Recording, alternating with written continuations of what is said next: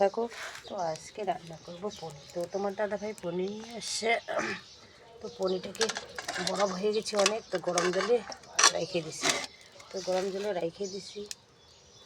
তো এখনও হালকা হালকা নরম হয়ে যাচ্ছে, নাহলে ভিতরে বরফ হয়ে আছে। তো এটা পিস পিস করতে হবে। পিস পিস করে এটার সাথে সব কিছু মিলে যে আলু, ফুলকপি, টমেটো, গাজর, মটর সব কিছু মিলে একটা সবজি বাইছে নিছি।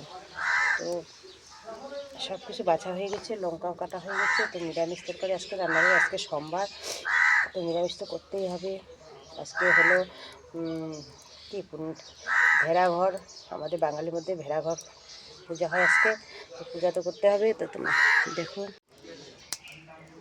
তো আমার পনির পিস পিস করা হয়ে গেছে, হলুদ লবণ সব কিছু দিয়ে মাখা হয়ে গেছে। এখন আমি ভাইজে নিব। তো তোমরা দেখতে থাকো। তো পনিরটা মনে হয় ভালো না, তো ভেঙে ভেঙে যাচ্ছে, কাটতে পারলাম না সুবিধা করে। তো আমার পনির ভাজি করা হয়ে গেল। পনিরটা ভালো করে লালচা লালচা করে ভেজে নিলাম। তো ভালোই লাগতেছে। তো আমার ছেলেকে দিলাম, তো বলতেছে টেস্টিং করতেছে। তো আমরা এখনো খাইনি, রান্না করব।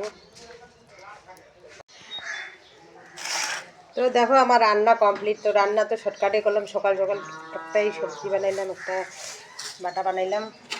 তো দেখো আমার পনির সবজি হয়ে গেছে। দেখো কালারটা দারুণ সুন্দর হয়েছে। তো এই যে নিম পাতার ভাজি। আমি হইলাম রাজি, আমার বর হইল রাজি।